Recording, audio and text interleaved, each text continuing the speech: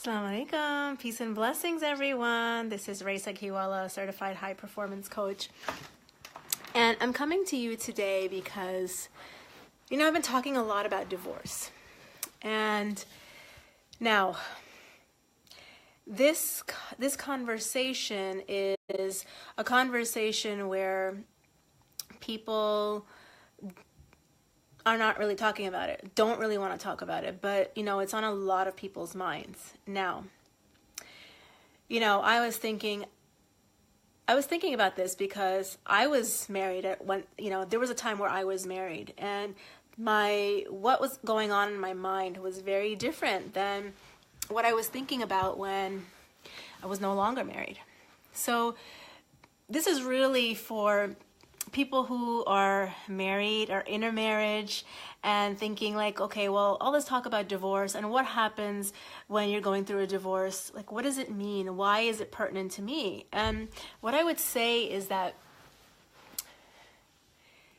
it's a great opportunity. Hey, Jessica, thanks for joining. Good to see you here.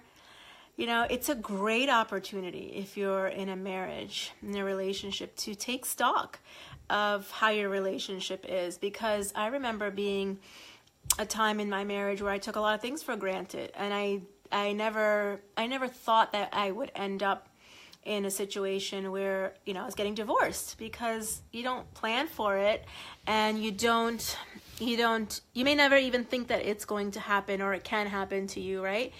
Or it's something that you're going through. So it's a great opportunity for anyone who's in a relationship, in a marriage, just to see how intentional you are in that relationship, to see if it is going in the direction you'd like it to go. Are you able to show up and be your best self, or are you struggling? Are there things that are not going according to the way you like them? Because what happens very often, Assalamu alaikum, Ishmael, good to see you. Hope you are doing well. What happens so often when there are problems or misunderstandings, miscommunications, or just rough patches in your relationship, in your marriage, and it's easy to escape. It's easy to avoid it. It's easy to look the other way and fill your life with busyness. Fill your life with distractions. Fill your life with things that are not going to allow you to address the issue. And it's easy to squash it, to avoid it, and maybe even whatever needs that you have, if they're not getting met, is to have them met elsewhere, in another friendship or a relationship or in work. There are many people who would rather just keep themselves busy, whether it's socializing, whether it's media, gaming, whether it's, just occupying themselves in work and just escape. And that, what happens is that the more and more and more you avoid the situation, it gets bigger. It just gets bigger and bigger and bigger until it blows up. It's like, if you don't tend to that garden, if you don't tend to that very, important thing in your life, it grows weeds, right? It's that same type of concept. Hey, Sharifa, assalamu alaikum. Thank you for joining. Hey, Imbreen. Thank you guys for joining. And you know what? I thought about this because, this is something I wanted to share. I've been talking a lot about divorce. I've been talking a lot about what happens as you process, as you heal, as you move forward and go forward in your life from the end of a relationship and a marriage. Maybe something you never thought that was going to happen. And now here you are. But, there's so many women I know who are in marriages and relationships, and they're either complaining or they're having a hard time, or they're struggling, right? And, being conscious of that and taking action to do something about it is so important, because what happens, so many people feel like as long as they're living under the same roof, then it's a great foundation for their children. It's a great foundation, and it's not a broken home. Well, you think about, a home consists of a family, and the foundation is the mother and the father. And if the foundation is not strong at the bottom, everything on top is not steady. So, a lot of times people think that, okay, well, as long as I'm living in the same house, it's okay. And well, because what you're doing as a mother and a father is you're teaching your children how to be in a relationship. They are observing and they are learning how to treat your wife. Your boys are learning how to treat your wife. Your girls are learning this is what I should expect from a husband, from a mate. Assalamu alaikum, Farah. Good to see you. Assalamu alaikum, Naman. So that's why it's so important when you are in a marriage to take stock of it, to take heed, to see, how is your relationship with your partner? Is there an understanding? Is there respect? Is there acceptance? Is there teamwork? And is there love still in the relationship? And if you're in a marriage, you have an opportunity, you have a choice to change things. Don't wait until things fall apart, that it's so broken that it's so hard to fix or hard to improve. Because, just living in the same home, yes, compassion, definitely, right? It's easy to give compassion to everyone else, but can we easily give it to our partner, to our spouse, right? Sometimes it's the hardest place to give that compassion.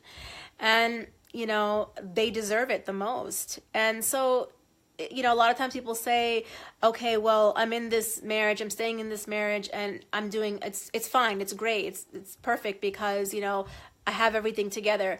From the outside, it looks great, but it doesn't matter what the outer shell looks like. What matters is what's inside. What matters is the example that you're setting for your children. And so a lot of times I hear from so many women that, what will happen to my children? Or, we don't have a broken family if we're living under the same roof. But you have to think about the quality of your relationship, because that is where children learn how to be a husband, how to be a wife, what to expect from your husband, what to expect from your wife. And they don't learn by reading books, or they don't learn by being told what to do.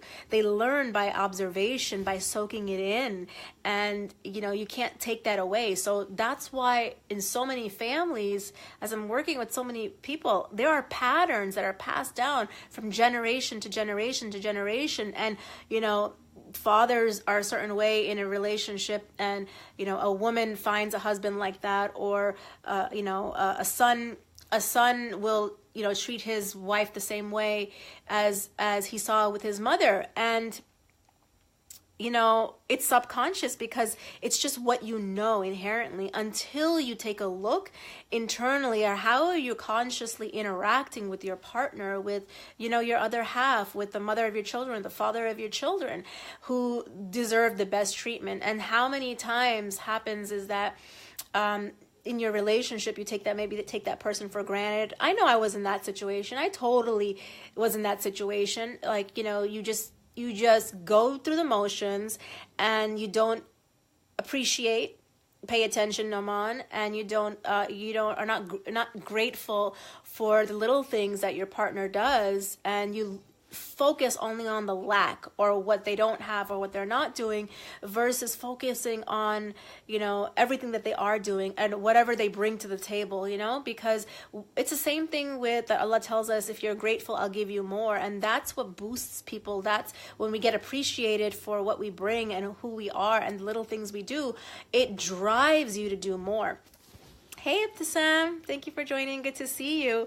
So that really is, I wanted to bring that out. Like, I'm talking a lot about the experience of divorce, but that is never really what people want, right? People want to stay together in a loving, nurturing, compassionate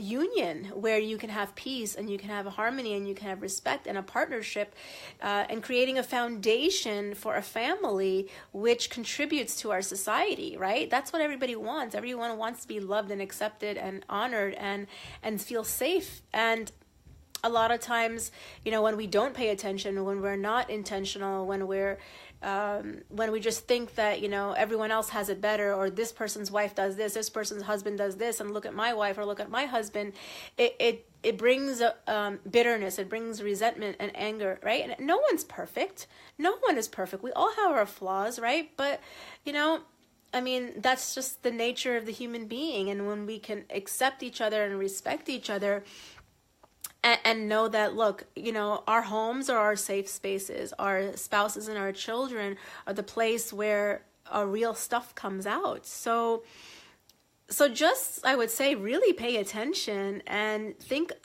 about how are you treating your spouse. More so than, everyone talks about, like, I don't deserve this, or I get treated like this. Think about what you're giving out, because what you give is what you get. And even if you do your best and you say, well, I always give the best, but I'm not getting the best, there's something to be said about that as well, because your intention and your effort really matters. Your intention and your effort really matters, right? And, if this does not apply for any type of abuse or any type of, we have a lot of issues in our community, in the Muslim community, and not only just in the Muslim community, but primarily in the Muslim community, because that's where what I know about is we have a lot of problems with boundaries. What is a healthy boundary? Where to say no, where to say yes, and it'd be okay. We have lots of problems there, and that causes lots of friction. So, in terms of appreciating our spouse and knowing that we're a protection for each other and that we support each other. Yep, the B word, boundaries, limits, you have to know where your own boundaries are. You have boundaries and limits in a relationship, but you also have to have them for yourself, right? And when you have them for yourself, sorry, I got a phone call. When you have them for yourself, meaning that, how you talk to yourself, how you view yourself, how you value yourself is how you're going to treat yourself. And then that is an indicator, and that shows other people how to treat you.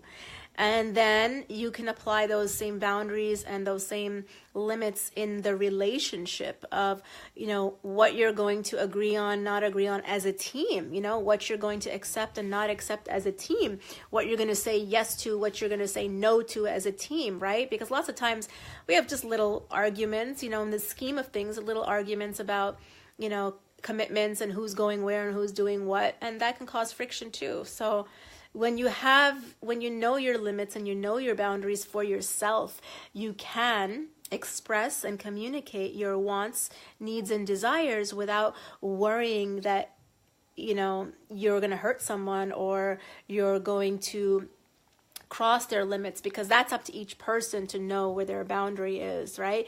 You can ask and you can express your want, needs, and desires, but it's up to the other person to know where their limits are. Hey, Sana. Good to see you, sweetie. Assalamualaikum. Hey, Aziza. How are you? Good to see you. So, it's really important, I think, just to know your own limits as an individual, as a human being, and then to have them, as a team. And really my message today is to pay attention before it's too late, because when you don't take care of something, when you don't nurture something, it dies. And relationships are the same thing. It's like what you put in is what you get out, and focus more on what you can do, what you can put in, rather than what you're not getting. And it's just like gratitude. When you focus on what you have, you live in abundance, versus focusing on what you don't have, where you live in scarcity and lack. It's the same thing in relationship. DNA? What do you mean by that? What do you mean by that, Noman? DNA, explain that to me. I want to know more about that.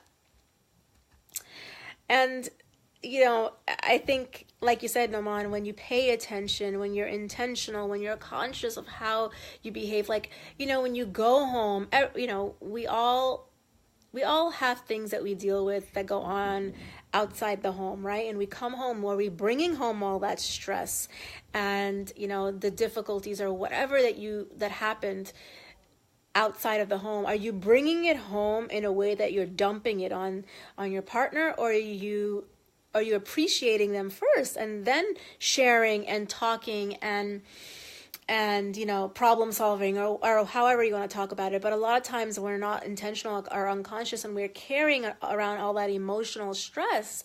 It has to be released somewhere, and it comes out in the safe space, which is the home. But nobody deserves, especially not your most, you know, your partner and your most loved ones, your children and your spouse. They don't deserve your frustrations or your anger. And there is a way to release that and take it out in a place where that's safe and it's not hurting other people. Because, you know, the reality is that hurt people hurt other people, whether it's conscious or unconscious. So my message really is today is to pay attention if you're in a marriage, in a relationship, what you're bringing and how, because each person contributes, whether you see it or not. You know, your intention, your attitude, your energy is what you're bringing. So pay attention to what it is that you're bringing. That change can definitely come. Things can change, you know, but definitely with just one person making a shift or a change. And don't expect that, okay, well, I'm doing this. Look at all the energy and the sincerity that I'm bringing, and what am I getting? What are you doing? You know, it's like you can't make it like a competition or a tit for tat. So demonstrate, nurture, and appreciate. Yeah, all of those things need to be done, you know, and it starts with the self first. Like, how much personal responsibility are you taking for your relationship? Or are you throwing your hands up and saying, well, it's all him or it's all her? And when you do that, you totally are left powerless. And then it's easy to point the finger and it's easy to blame, and you're left powerless in your own marriage. So it definitely starts with taking stock, taking heed of where you're at, what you're bringing, what your intention is, how you're showing up with your loved ones, because it's a blessing. It's a blessing to have a partner and to have a support system in your life, you know, going through the ups and downs. And that's the thing is that that's the blessing of marriage, and you don't have to be married. Right? So you ask yourself, why do I want to be married? Why am I staying here? And what do I have to offer? And you know, in a way that, look, you've already made a commitment to a person. So when you show up as your best self, that is contagious. That spreads. And that's really just my message today. Hey, Sarah. Hey, Jihan. Assalamu alaikum. Good to see you, ladies. And that's really my message today, is just to pay attention, get conscious, get intentional of how you're showing up in your relationships. And that's for any relationship. I'm talking about, you know, the most intimate relationships are with your partner, your spouse, with your children, with your parents, with your siblings. You know, those intimate relationships is where you feel comfortable being you. So are you being your best in those relationships? So that was really my message. And I just wanted to hop on and share, like, there's something for all of us to take from here. This is not just about what I've been talking about a lot is not just about how to get through a divorce, how to get through a separation, how to move forward in life, even, you know, regardless of your marital status, whether you're single, you're not married, or you've ended a relationship, or you're in a marriage. There is something for everyone to take from what I've been talking about in my experience. And so I just wanted to hop on and share that with you. You guys have any questions for me? I mean, was this helpful? Did you have any insight come out of this? Let me know, and I'll be glad to answer any more questions and share anything else you want to know about in terms of it, you know, being intentional in your relationship, because you don't appreciate something when it's gone. Thank you, my friend. When it's gone, give my salams to your wife. When it's gone, you know, maybe you value it more, maybe you appreciate it more. Right? So it's never, it's really just a little shift in your thinking or your perspective that can change the whole outlook for you, the whole perspective.